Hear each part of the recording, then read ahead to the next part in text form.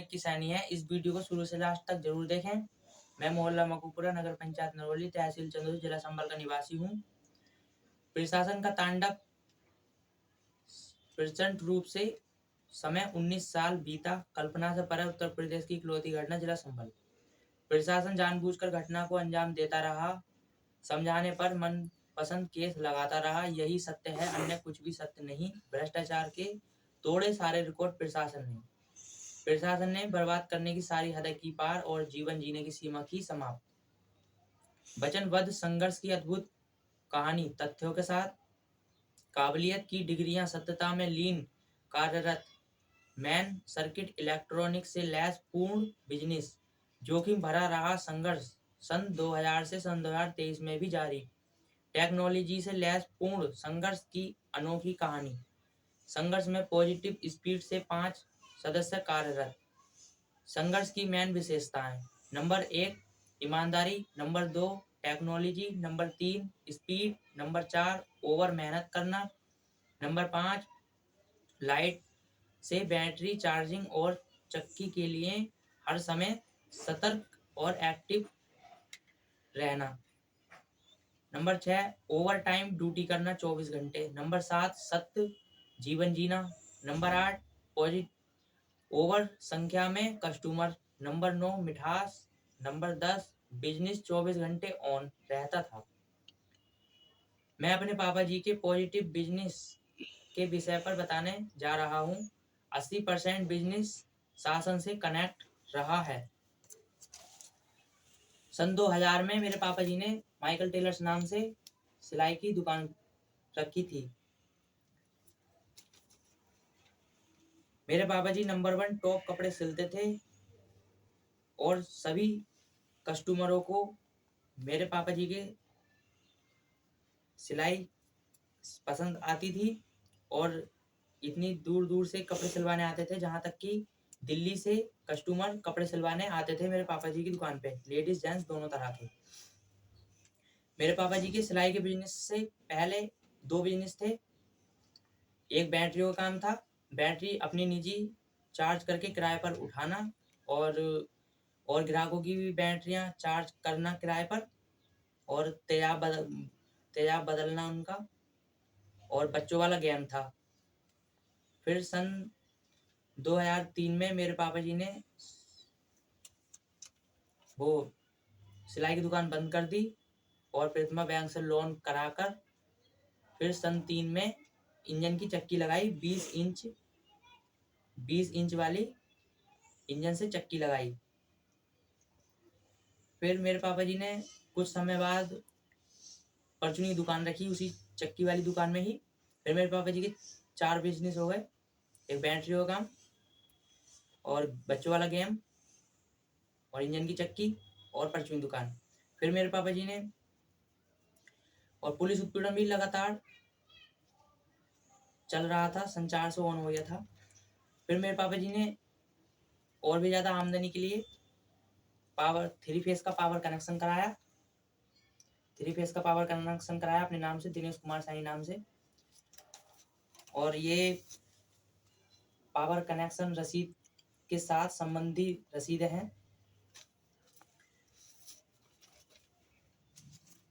फिर मेरे पापा जी 4-5 काम हो गए और फिर मेरे पापा जी ने ये पावर कनेक्शन की चक्की लगाई थी 24 इंच की।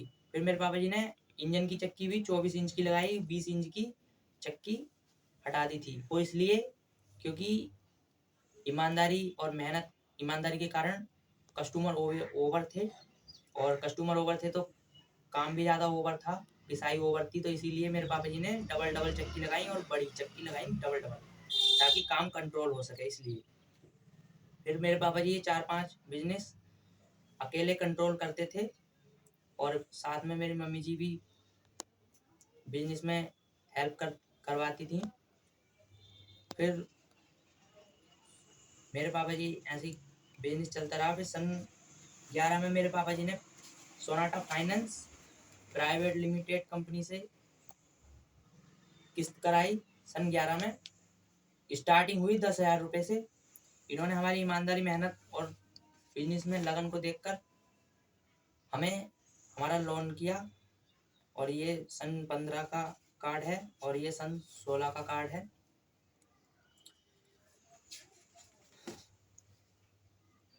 किस्त का लेन देन चलते चलते सन 16 में 1 लाख रुपए तक की सुई पहुंच गई थी लेन देन की। ये SBCL कंपनी कार्ड है। इसका भी सन 11 से स्टार्ट हुआ और सन 15 तक इनका ये चला था। सन 15 था, ये सन 15 का कार्ड है SBCL, सन 15 तक चला। और भी अन्य किस्त वाले थे जिनसे हमने किस्त कराई थी और टाइम टेबल से हमने सबका किस्त वालों का किस्त निपटाई। और बीमा भी था और बीमा वो पुलिस उत्पीड़न के कारण बीच में ही टूट गया। बीच में टूटने के कारण हमारे आधे पैसे उसी में रह गए, वो निकल नहीं पाए। फिर मेरे पापा जी ने सन 12 में ऑटो लिया। ऑटो लेने के बाद मेरे पापा जी ने 4-5 महीने ऑटो चलाया और सारा बिजनेस जो था वो बिजनेस मेरी मम्मी जी और मैं और मेरी बहनें हम चारों सदस्य मिलकर उसको बिजनेस को संभालते थे। और मेरे पापा जी ऑटो ले लिया था, फिर ऑटो चलाने जाते थे। और मेरे पापा जी ने ऑटो 4-5 महीने चलाने के बाद बेच दिया था इनको। इनका नाम है सुधीर कुमार पुत्र उदल सिंह। इनको बेच दिया था। इनको बेचने के 3 दिन बाद मेरे पापा जी ने छटारा बड़ी गाड़ी ली। छटारा बड़ी गाड़ी के कागज ये हैं जिनसे ली थी। ये छटारा बड़ी गाड़ी के कागज हैं और ये रसीद है छटारा बड़ी गाड़ी की। और ये सिंभावली ट्रांसपोर्ट मिल है जहाँ से मेरे पापा जी माल भरकर लेकर जाते थे। फिर ट्रैफिक पुलिस ने मेरे पापा जी को गाड़ीबाजी में काफ़ी परेशान किया और काफ़ी टॉर्चर किया, इसीलिए मेरे पापा जी गाड़ी नहीं चला पाए और 1 साल चलाने के बाद वो गाड़ी बेच दी। गाड़ी बेचने के बाद मेरे पापा जी ने फिर दूसरा ऑटो खरीदा। दूसरा ऑटो खरीदा था 23/3 सन 2013 दिनांक को। ये देखिए, ये ऑटो खरीदा था मेकी बच्चन से। ये ऑटो खरीदने के कागज हैं ऑटो के। फिर मेरे पापा जी ने 3 साल ऑटो चलाया। 3 या 2.5 साल ऑटो चलाया। ऑटो चलाने के बाद फिर मेरे पापा जी ने बेच दिया। फिर मेरे पापा जी ने तीसरा ऑटो लिया, स्टीयरिंग वाला। वो लिया था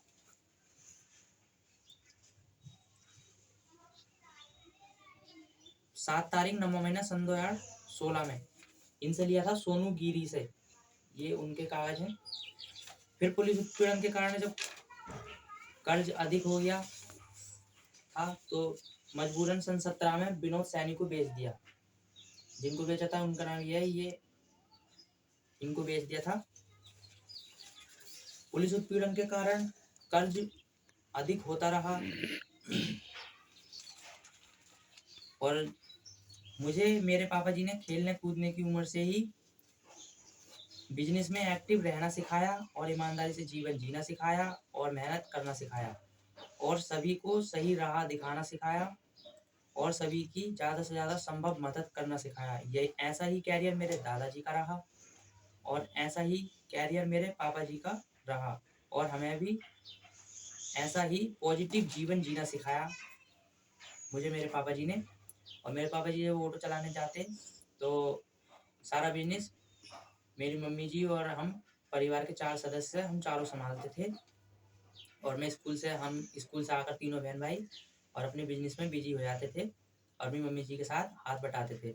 फिर सन 15 में पुलिस उत्पीड़न भी चल रहा था और पुलिस उत्पीड़न के कारण हम दिन पे दिन कर्जे में दबते ही चले आए थे। और पापा जी ने हमें बिजनेस खेलने कूदने की उम्र से ही बिजनेस में एक्टिव इसलिए किया ताकि हम सब एक साथ मेहनत करेंगे तो हम काफ़ी अच्छा बिजनेस चला सकेंगे और जो कर्ज हुआ पुलिस उत्पीड़न के कारण वो कर्ज हम निपटा देंगे और हमारी ईमानदारी जिंदा रहे। इसीलिए हम सभी ने मेहनत की, रात दिन 19 घंटे 20 घंटे लगातार मेहनत करते थे। खाना खाने तक का टाइम नहीं मिलता था, इतना ज़्यादा ओवर काम था, इतने ज़्यादा ओवर कस्टमर थे, बहुत ज़्यादा खाना खाने तक का टाइम नहीं मिलता था। फिर सन 15 में आटा पैक करके सप्लाई करना, ये काम मेरे पापा जी ने सन 15 में और खोला था बिजनेस में। फिर मैं काफ़ी छोटी उम्र से ही गेहूँ खरीद कर लाता था, उसका पेमेंट करके आना और आटा सप्लाई करके आना, आटा पैकिंग करके वो सप्लाई करके आना, उसका पेमेंट लेकर आना, बैटरी चार्जिंग करना, बैटरी चार्जिंग करके उनका पेमेंट लेना, परचून दुकान का सामान लाना। और मेरे पापा जी तो ऑटो चलाते थे उस समय, तो सारा बिजनेस का देखभाल सब मुझे सौंप दी थी मेरे पापा जी ने, और मेरी मम्मी जी और मेरी बहनें, हम सब मिलकर बिजनेस को संभालते थे। सन 15 में होरीलाल इंचार्ज आए, और होरीलाल इंचार्ज आए तो उन्होंने कहा कि दिनेश आया तो दिनेश आ जाएं तो उन्हें नरोली चौकी भेज देना। मेरे पापा जी चंदोसी गए थे, ऑटो में सब्जी भरकर बाजार ले आनी थी, लेकिन मेरे पापा जी सब्जी भरी हुई थी ऑटो में और वेल्डिंग करा रहे थे ऑटो पे। हमने संपर्क किया, पापा जी घर आए, हमने पापा जी को सारी बात बताई कि ऐसा ऐसा पुलिस आई थी, और पापा जी तुरंत चौकी चले गए ये पूछने के लिए आखिर सन 2004 से पुलिस मुझे बिना कारण, बिना वजह, बिना गलती के टॉर्चर क्यों कर रही है और मुझे बर्बाद करने में क्यों लगी हुई है, आखिर कारण क्या है, ये पूछने के लिए चले गए। और मेरे पापा जी ने ये सब पूछा तो नरोली चौकी होरीलाल इंचार्ज ने कहा कि आपने गेहूँ चुराए हैं। तो मेरे पापा जी ने कहा, होरीलाल इंचार्ज से मेरे पापा जी ने कहा कि मैं तो गेहूँ मोल लाता हूँ, अगर आपको लगता है कि चोरी की है तो आप मेरे साथ चलो और साबित करके दिखाओ। जब चोरी किए ही नहीं तो साबित कहाँ से करेंगे वो। तो फिर उन्होंने फिर कच्ची शराब तोड़कर बेचने का केस लगा दिया। केस लगाने के बाद मेरे पापा जी को बाइक पर बैठाकर और बनिया ठेल ले जाकर बंद कर दिया, और दूसरे दिन को हमारे परिवार से 25-30 हज़ार रुपये मंगाए, और 25-30 हज़ार रुपये मेरी मम्मी जी ने ब्याज पर लेकर दिए, और हमें तो हर बार ब्याज पर ही लेकर देने पड़ते थे पैसे प्रशासन को। तो फिर मेरे पापा जी दूसरे दिन को घर आए, घर आकर मेरे पापा जी सारे डॉक्यूमेंट्स लेकर नरोली चौकी गए। चौकी में जाकर मेरे पापा ने दिखाया कि पहली बात तो आप ये देखिए, मैं अपने बिजनेस में बिजी रहता हूँ, मैं अपने बिजनेस में एक्टिव रहता हूँ, मैं पॉजिटिव हूँ, मैं मुझे खाना खाने तक का टाइम नहीं मिलता, और आप पता नहीं मेरे पीछे क्यों पड़े हो, मुझे क्यों टॉर्चर करते हो बार बार। तो वही लाइन इंचार्ज ने देखा, उन्होंने कहा कि मुझे माफ़ कर दो और मुझसे गलती हो गई। फिर वो ऐसा करने लगे। फिर 1 सवा महीने बाद हमारे घर आए, और हम हमारे पूरे परिवार से हाथ जोड़कर माफ़ी मांगी, हमारी मेहनत और हमारी ईमानदारी, हमारी लगन को देखकर कि छोटे-छोटे, इतने छोटे-छोटे बच्चे, मासूम से बच्चे काम करते हैं, और मुझे माफ़ कर दो और मुझसे गलती हो गई और मुझे पता नहीं था। उन्होंने फिर ऐसा कर माफ़ी मांगी, और जो कच्ची शराब तोड़ने का केस लगाया था, वो ही केस 1 सवा महीने बाद होरीलाल इंचार्ज ने पुलिस दरोगा को भेजकर और चंदोसी में बाबू से छुड़वाया था। और जो बाबू केस को छुड़ाते हैं, उन्होंने भी डांट लगाई थी कि वो तुम्हें होरीलाल इंचार्ज को पहले से नहीं दिख रहा था ये लड़का निर्दोष है, तो इस पर कच्ची शराब तोड़ने का केस क्यों लगाया, और हमारा भी समय बर्बाद कर रहे हो और अपना भी और इस लड़के का भी, क्या तुम्हें पहले नहीं दिखता सही है या गलत है, ऐसे केस लगा देते हो बिना फालतू में। उन्होंने ऐसा कर डांट भी लगाई, और फिर कुछ समय बाद नवी चौकी से उन्होंने होरीलाल इंचार्ज ने ट्रांसफर करा लिया।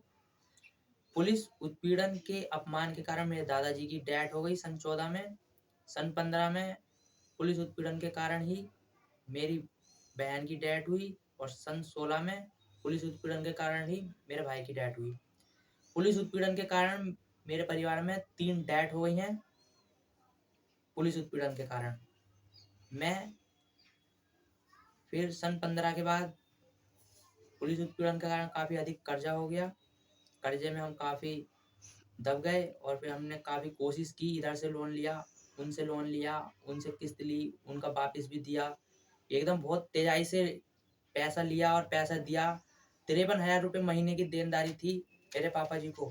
हर महीने 53,000 रुपये की देनदारी थी। इतनी ज़्यादा देनदारी थी, और रात दिन मेहनत करना, 53,000 रुपये कमाना, फिर सबको देना, ये बहुत बड़ी बात है। और पुलिस उत्पीड़न के कारण कर्ज इतना ज़्यादा अधिक हो गया, और हमने काफ़ी कोशिश की ताकि हम इस कर्ज से उबर सकें और अच्छा जीवन जी सकें, लेकिन पुलिस ने इतना ज़्यादा टॉर्चर किया कि प्रतिदिन बिजनेस डाउनिंग में ही आता चला गया। डाउनिंग में आते आते फिर बिजनेस बिल्कुल बंद होता ही चला गया। फिर घर और दुकान सब कुछ बिक गया, और बिजनेस भी बिक गया। और पुलिस उत्पीड़न के कारण टेंशन में हम पांचों सदस्यों के शरीर में अनगिनत बीमारियां उत्पन्न हुई और आज भी ढेरों सारी बीमारियां हैं हमें। और न्याय की आवाज़ हम सन 2016 से उठा रहे हैं ताकि हमारा न्याय हो, लेकिन न्याय अभी तक नहीं हुआ। और मैं यूपी के मुख्यमंत्रियों से पूछना चाहता हूँ कि आखिर ऐसा किस संविधान में लिखा है कि बिना कारण, बिना गलती, बिना सबूत के किसी भी सीधे साधे इंसान को, किसी भी बिजनेसमैन को परेशान करते रहो, टॉर्चर करते रहो और टॉर्चर करते करते उसको बर्बाद कर दो। ऐसा किस संविधान में लिखा है, मैं यही पूछना चाहता हूँ। और हमारी कोशिश जारी है, हमारा न्याय मिले। और इस वीडियो को ज़्यादा से ज़्यादा लाइक करें, शेयर करें और कमेंट करें, ज़्यादा से ज़्यादा जन जन तक पहुँचाएँ। और अगले वीडियो में बताएंगे। धन्यवाद।